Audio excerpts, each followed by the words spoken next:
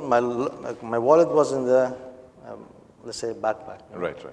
And tickets, everything else was except my passport. That was gone somehow. I don't know. It happened. So like my mind stopped thinking, okay, what should I do, and so on. There was this person, a gentleman. Maybe he saw in my eyes or my face something is wrong, right? He approached me.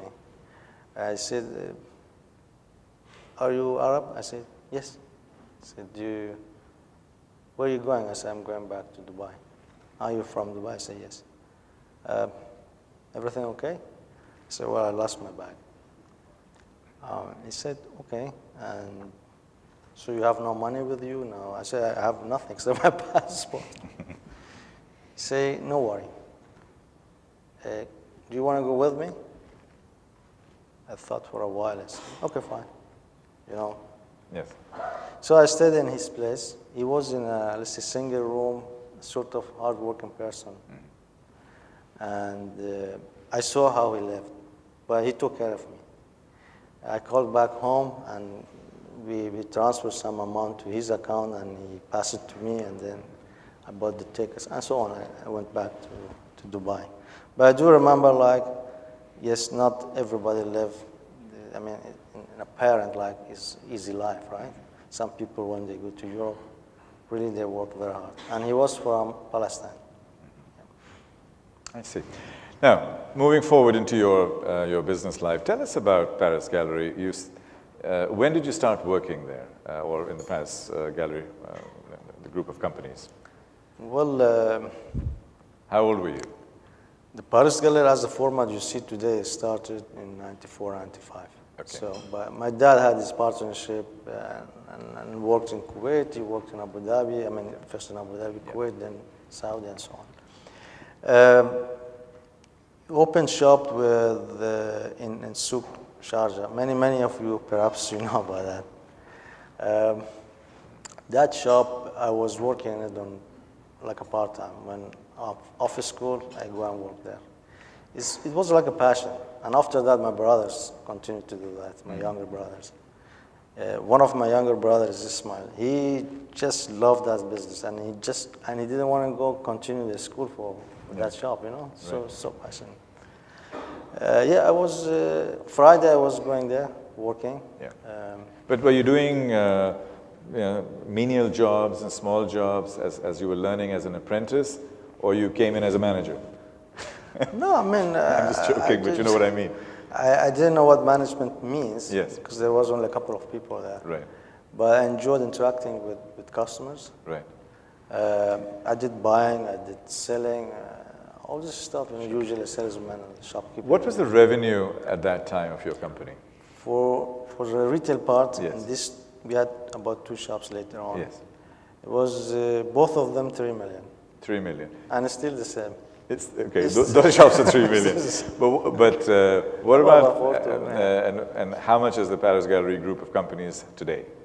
I just want to give a reference point. It's $1 billion. $1 billion. I'm not telling the exact figure. You don't have to give me the exact numbers. There's so 3 million to $1 billion, right?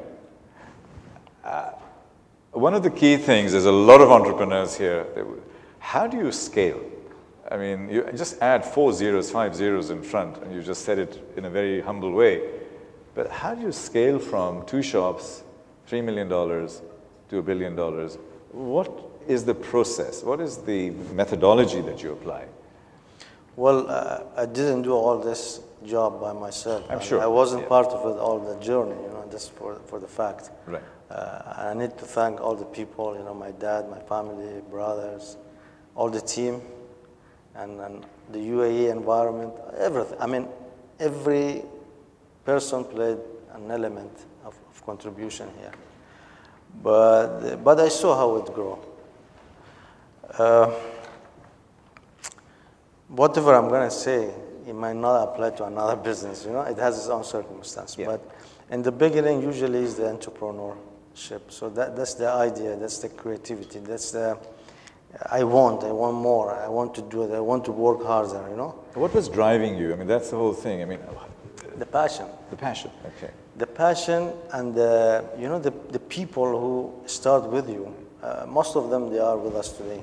Yes. You know, one of them, I was talking to a gentleman here, his name is Arun Kumar, right? Since the start, he started with us in IT. Right. And he ever been the head of IT because he started as a head of IT, one person. Yeah. So there are, as I said, the element of passion, hard working, and most importantly, the people around you, they are closer to you, closer to your heart. They are more passionate about the ownership, about the business. So many things works in positive, but there are circumstances also because the Dubai and UAE economy, I mean, the leaders here, they did the infrastructures eventually to where we are today. So the environment was good to practice business, and the economy grow in multiple, let's say, digits, some periods. Yeah. Okay, so that helps. When you open another shop, when you expand, many factors helps you to be successful, even though you do many practices not in the right way. Sure.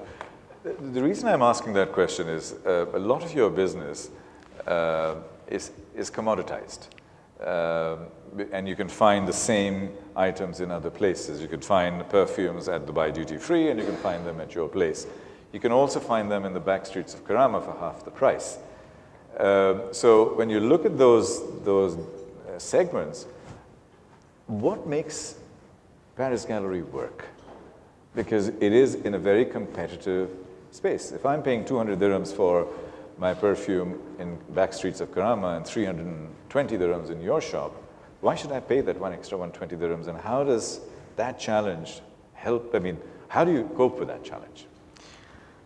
For one thing, I can appreciate our customers because they are very much loyal to us, and perhaps many of them grown up seeing Paris Galleries growing up. Mm-hmm. And that's one of the major factors. It's the loyalty. Yeah, the loyalty. And the sort of, thank you very much, addicted to that, okay, which is very nice. I'm addicted to your red bag, you know, I have so many of those red bags. In many cases, perhaps our people, we don't treat them the way they should, they deserve, but I mean, and also the format of Paris Gallery, the format of the shop environment, the way we merchandise, the mix of merchandise, and also some of the services we provide. We try to be more friendly. Like in Japan, they say, customer is God. In West, they say customer is boss. We say customer is guest. Mm-hmm. So that's the best things you can do for a customer and for your guest in Middle East, and that's what we try to provide on the shop floor. But usually it never happens the way we wish to happen, right? Yeah. So. Now, I'm a loyal customer of Paris Gallery. I think I've been using it for the last 15 years. So, you know, it's been great. Thank you. Now, one of the unique things that every organization has is its culture. And your head of communications, when we first met, he mentioned a couple of very interesting things, which I think it would resonate with everybody here. You have a very modest office. One would imagine, you know, a luxurious environment and stuff like that, but you have a very modest office. Officially, you still travel economy, and you create that as a culture.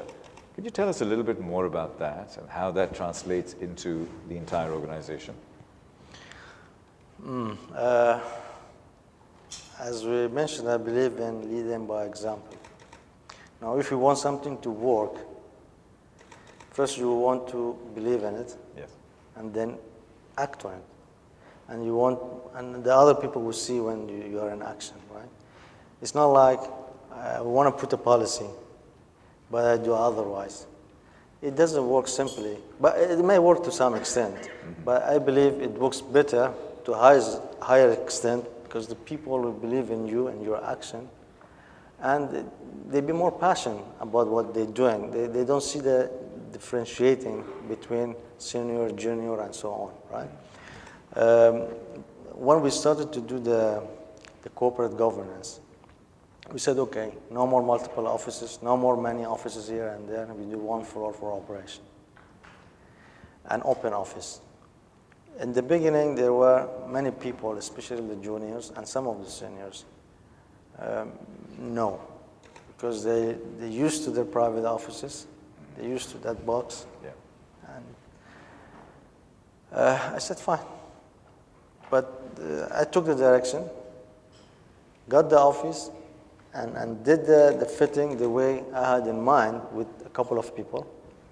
When it was ready, I did some more talks to them. And I said, okay, the office is like this. There are a place where you do the external meetings with your partners. Then there is internal meeting rooms for inside the operation, and then the rest is all open, and no offices for anybody. Then I promoted the advantages of it. You know, the people will be closer to each other. They see each other more every day. They come to the floor and they see who is missing, who's not. You know, when they want to communicate about any issues, they are next desk. Yeah. They be more disciplined and more, let's say, at home sort of atmosphere. After one day of moving, it worked. After just one day. And I was amazed. I thought maybe there would be some resistance, yeah. And then I had to do I thought maybe I had to do some more work. Yeah. But no, it worked. It worked very well. My office is by default, I have to have a small office because there will be some meetings in which it's like, how I can describe, where we're sitting here, just this area. That's right. A small desk and seat and a table and two seats. That's it. Okay.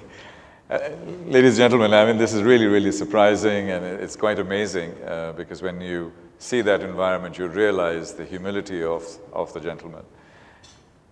Talking about humility, and I've had the privilege of meeting you once before, and I was very touched by it and some of the things that you said.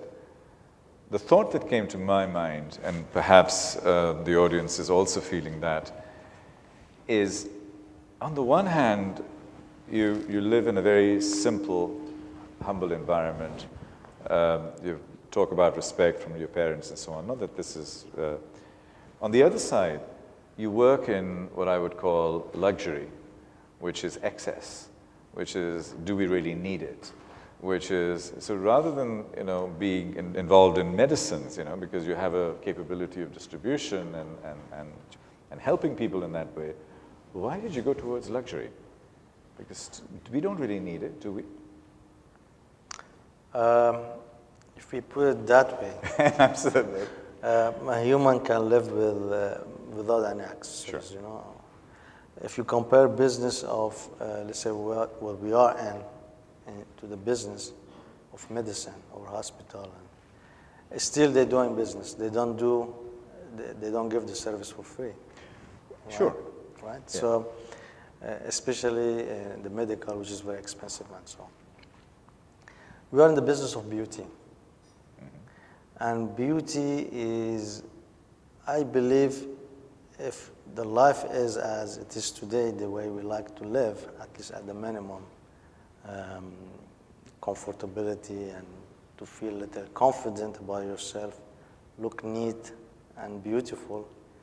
The products we provide is in that range, like cosmetics.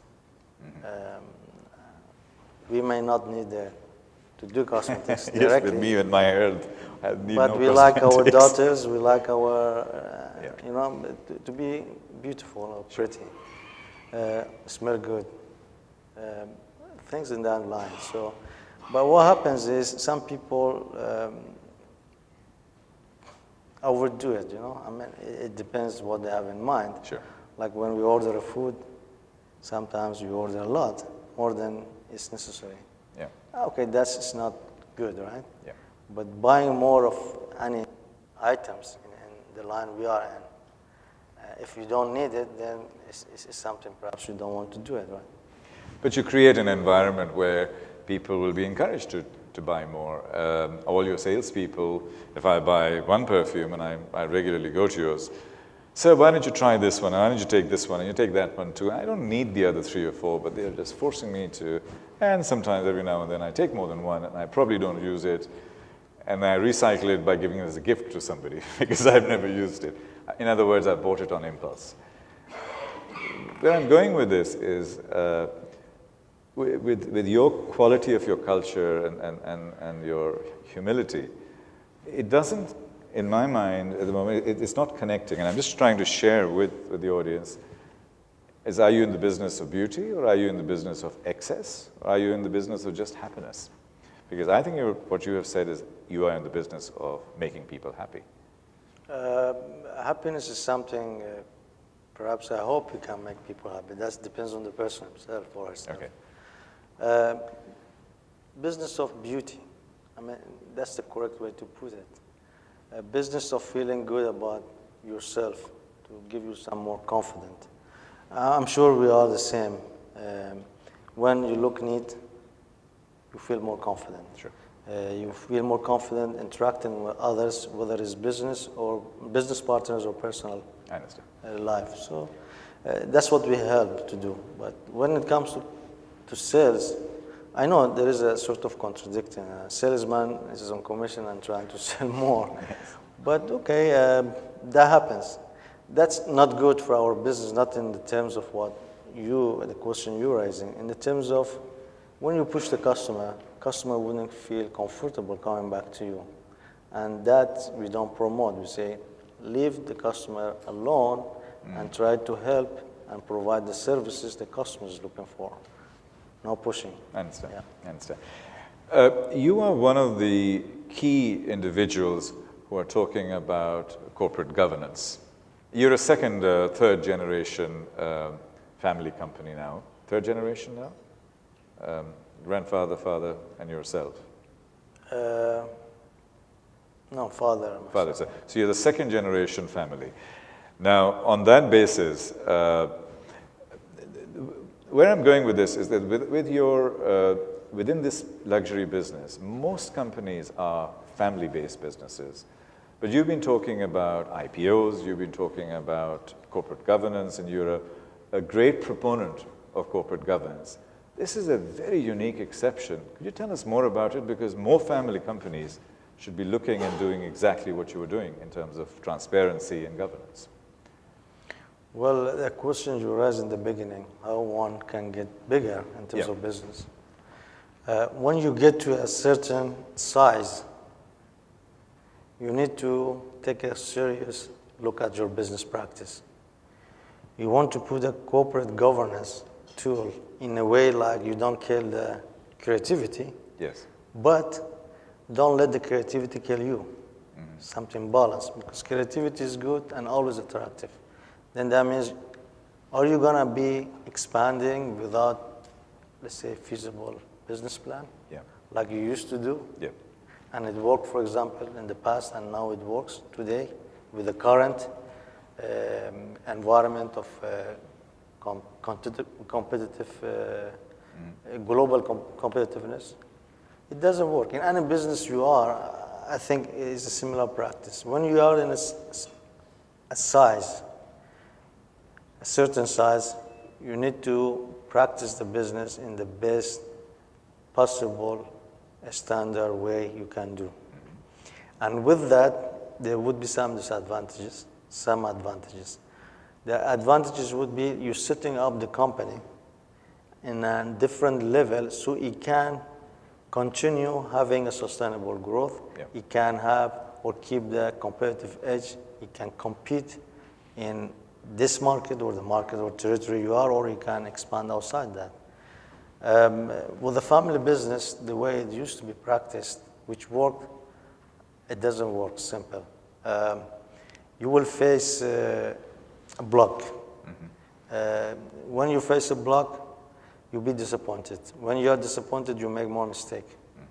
The disappointment would be a lot of linked to a lot of emotional areas of business and passion you have within. Yeah. And that's what you do, you get disappointed. But